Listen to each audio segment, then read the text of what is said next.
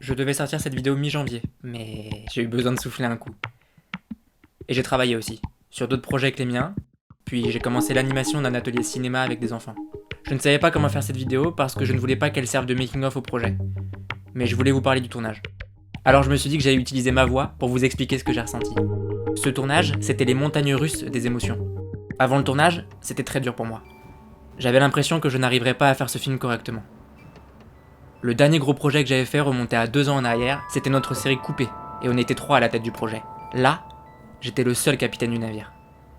J'ai passé des heures au téléphone avec Thomas, des heures sur le canapé de Sophie. Ils m'ont reboosté et m'ont fait surpasser mes craintes. Et on arrive au premier jour de tournage. Tout s'est éclairci. Sana et Manu ont fait vivre mes personnages devant moi. Comme en répétition, mais cette fois il y avait le cadre pour les sublimer.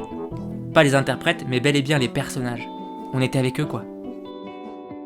Sur beaucoup de projets, je suis habitué aux multiples casquettes. Je suis à la réalisation, mais je dois aller gérer la déco et filer un coup de main à la lumière. Là, c'était pas le cas. C'était reposant de pouvoir compter sur une équipe complète. C'était inhabituel mais tellement rassurant. Et en plus, cette équipe, elle était compétente. Il y a eu des moments durs évidemment, des moments où le doute revenait à la surface. Le deuxième jour par exemple. L'euphorie de la veille m'avait mis en confiance, m'éloignant un peu de la réalité. Des scènes qui mettent plus de temps que prévu à être tournées, et il en fallait pas plus pour que j'en mette tout en question.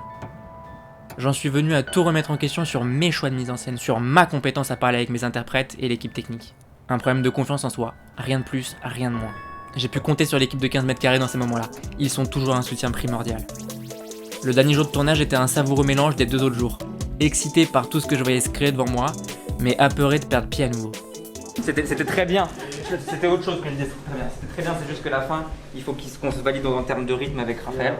Mais sinon c'était ok. Ok, on se met en place, s'il vous plaît, silence plateau. Pas grave pour le coup, c'est d'attendre un tout petit peu plus avant de balancer vos répliques de tes copines en son haut.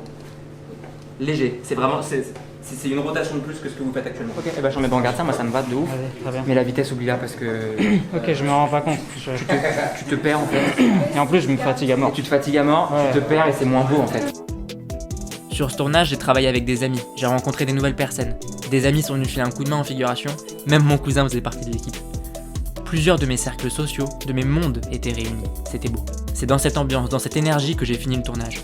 Reconnaissant de cette équipe et du travail qu'ils ont fourni pour accompagner le mien. Pour mettre au monde ce film qui compte tant pour moi. On a fini ce tournage en tournant la dernière séquence du film. C'est là, ému, que je me suis rendu compte d'une chose. Je suis capable.